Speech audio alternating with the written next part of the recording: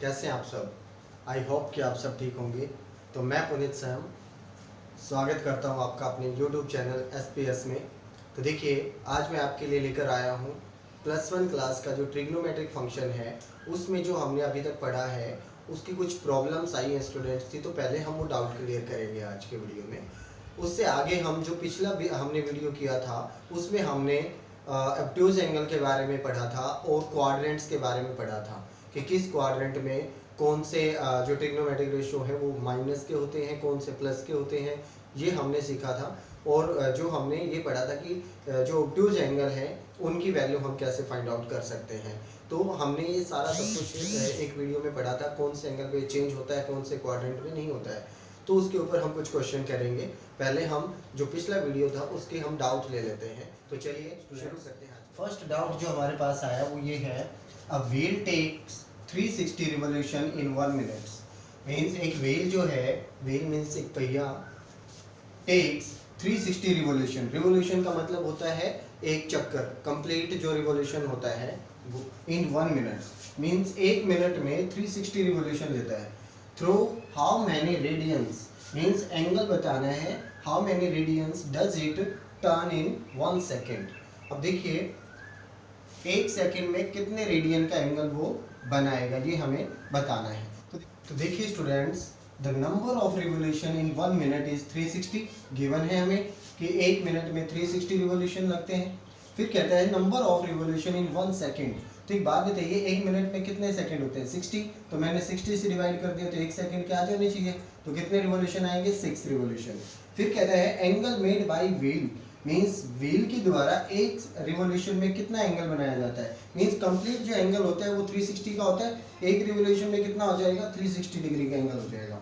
तो देखिए ये किस में आ रहा है? डिग्री में। डिग्री में हमें चाहिए नहीं, अदरवाइज इसी को 6 से मल्टीप्लाई किया, यही एंगल था। उसने पूछा है इन रेडियन मेजर। तो रेडियन मेजर में हम निकाल देंगे, पहले डिग्री में पता चले।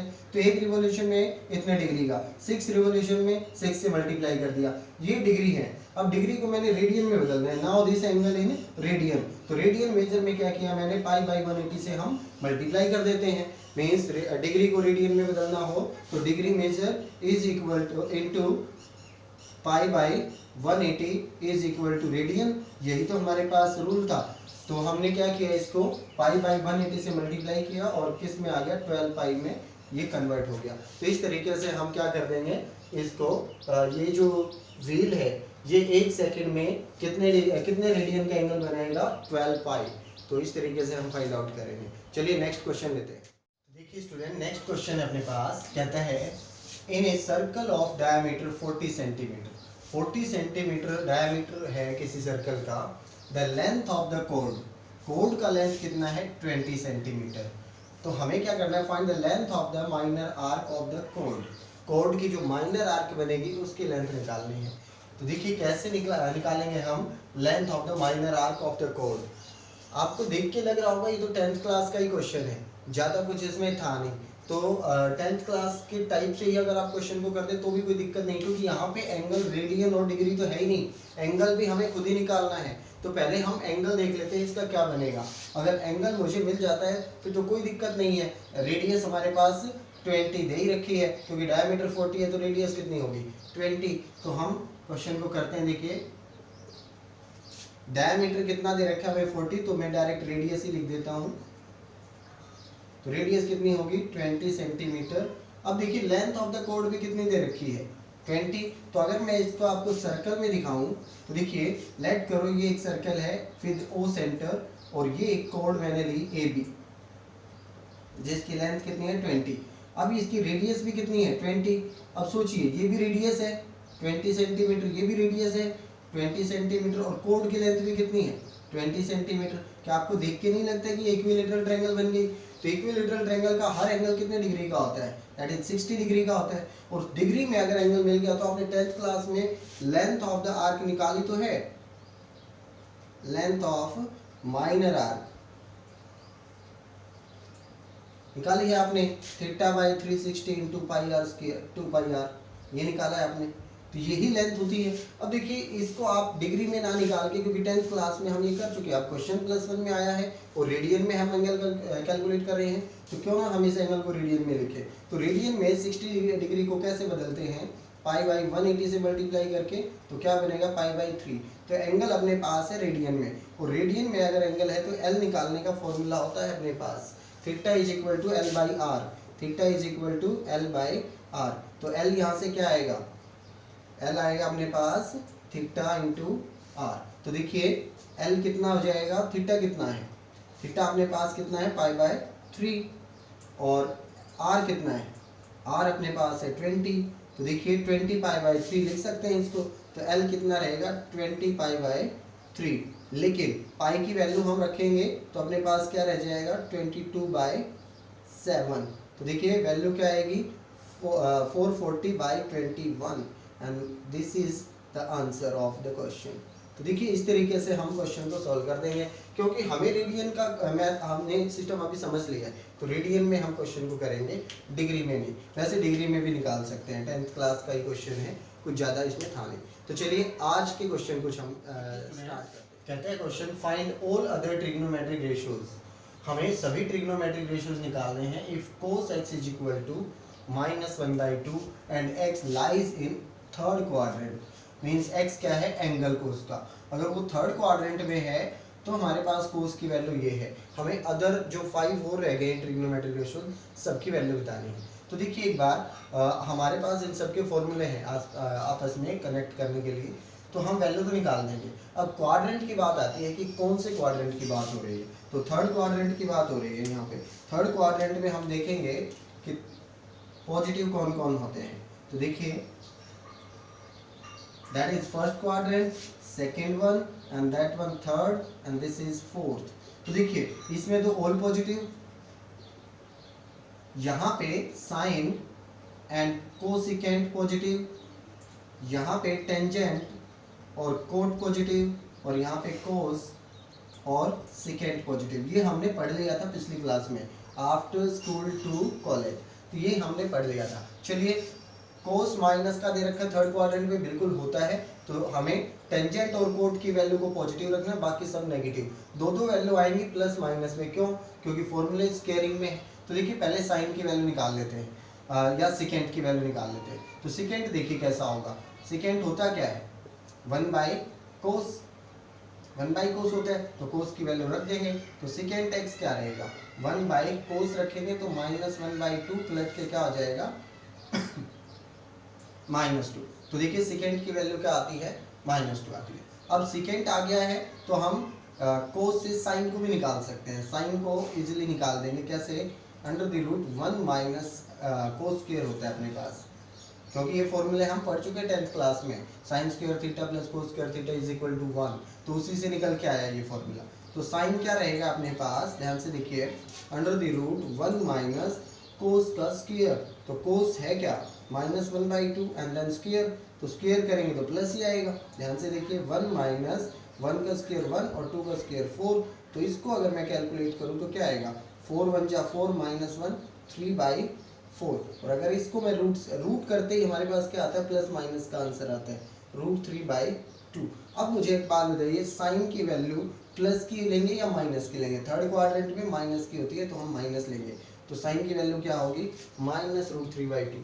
साइन आ गया तो कोसिकेंट तो कोई बड़ी बात नहीं, इसी का रेसिप्रोकल होता है, तो कोसिकेंट क्या हो जाएगा -2/√3। अब ये देखिए सारे आ गए हैं साइन और कोस, साइन कोस से हम क्या निकाल सकते हैं टेंजेंट, टेंजेंट क्या होगा साइन बाय कोस। तो देखिए साइन भी माइनस का और कोस भी माइनस का, तो ऑब्वियस सी बात है टेंजेंट प्लस का आना चाहिए, तो माइनस से माइनस कैंसिल वैसे भी हो जाएगा। तो साइन की वैल्यू देखिए क्या है -√3/2 एंड कोस की वैल्यू क्या है -1/2, 2 से 2 कैंसिल, माइनस से minus cancel, then it is √3। और अगर टेंजेंट √3 है तो कोट क्या रहेगा, कोट x 1/√3, क्योंकि reciprocal of tangent is cot. देखिए सारे हम निकाल सकते हैं, सिर्फ हमें एक क्वाड्रेंट का पता ध्यान रखना है कि कौन से क्वाड्रेंट की बात हो रही है। वो ये बोल देता कि ये सेकंड क्वाड्रेंट में है तो साइन कोसिकेंट की वैल्यू को पॉजिटिव ले लेते, अदरवाइज सारी वैल्यू नेगेटिव होती। तो ये हमें ध्यान रखना है कि कौन से क्वाड्रेंट की बात हो रही है। अदरवाइज वैल्यू तो हम इजीली निकाल सकते हैं। तो चलिए कुछ एब्ट्यूज एंगल की बात करें। कुछ क्वेश्चन है हमारे पास जो एब्ट्यूज या अलाइंड एंगल बोल सकते हैं। तो देखिए इनकी वैल्यू कैसे निकालेंगे। फर्स्ट क्वेश्चन है, इसको सोल्व करते हैं हम। तो देखिए हमको ये पता है कि जो वैल्यूज होती हैं वो रिपीट कहाँ पे होती हैं, 360 पे। 360 डिग्री में है तो 360, रेडियन में है तो 2 पाई। बात एक ही है, ध्यान से देखिए ये 0 और यहाँ से वैल्यू स्टार्ट हुई और यहाँ पे आके वापस रुक गई। तो यहाँ पे आके जो वैल्यू वो रिपीट होती है किस पे, 2 पाई पे।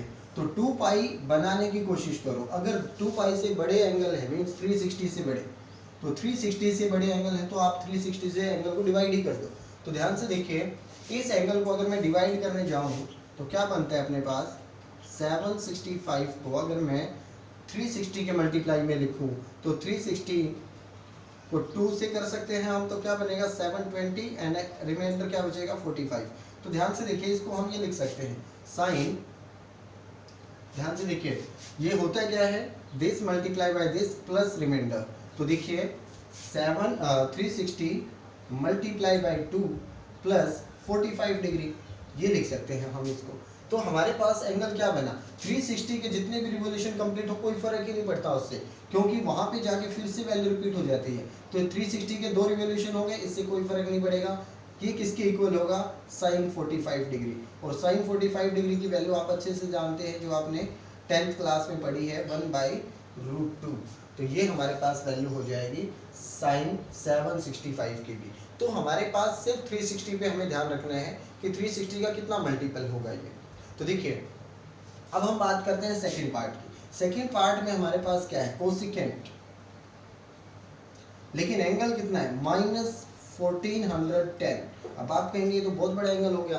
अब अगर मैं 360 के मल्टीप्लाई में देखूं तो 360 का मल्टीप्लाई ध्यान से देखिए 36 720, फिर करेंगे तो 1080, फिर करेंगे हम 1440।